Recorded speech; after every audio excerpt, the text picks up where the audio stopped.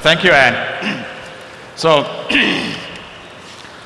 a vehicle which is driving automatically needs a perfect understanding of the environment where it is driving.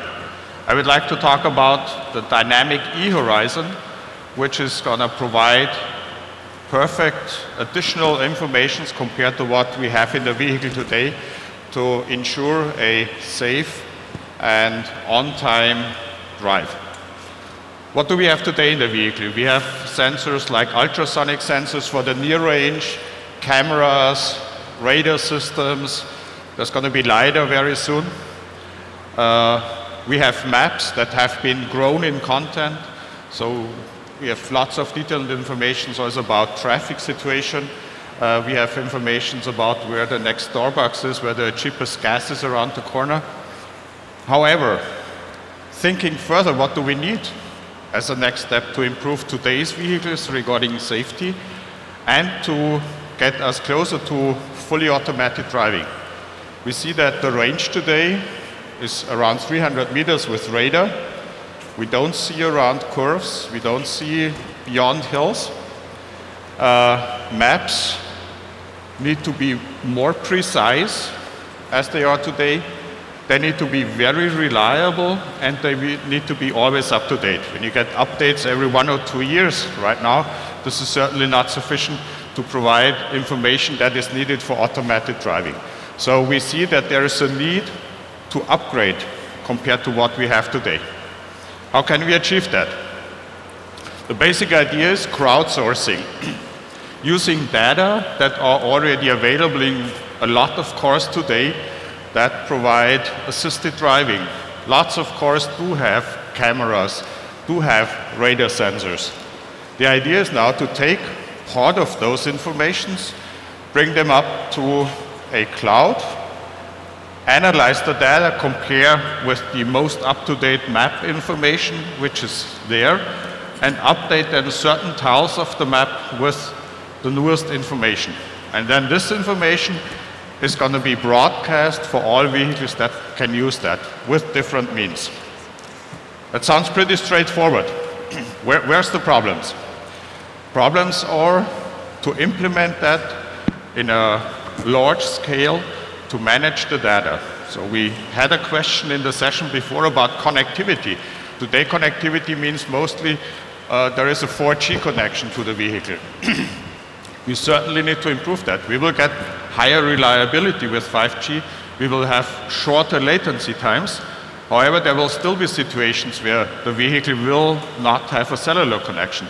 So the next steps here are, we are actively working on leveraging other means of communication. Like in the urban areas, there is lots of Wi-Fi hotspots right now.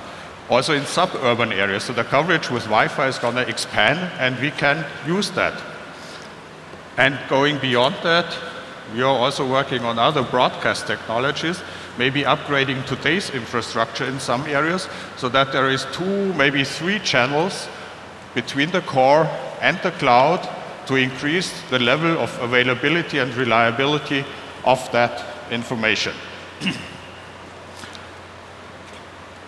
The other topic which is still to be developed is filtering the data that are generated in the core. You may have heard yesterday from Intel that there's going to be 4,000 gigabytes of data every day generated in the core.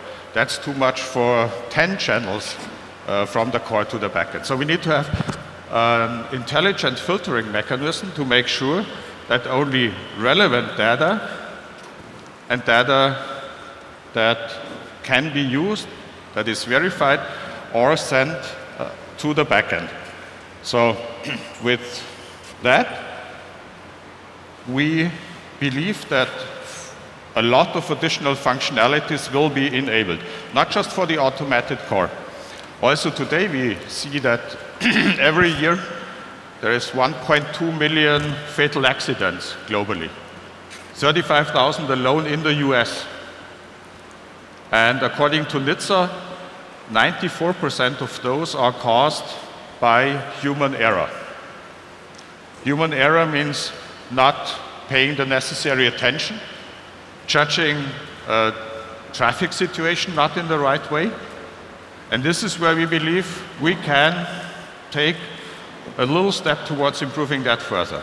For example, here in this picture you see that major accident around the curve, driver not being attentive, wouldn't say playing on the cell phone, maybe doing something else, looking somewhere else. The best way, we think, to get immediate attention of the driver, even before emergency braking takes action, is an audible information like, hey Dave, take care, brake, there's a problem around the curve.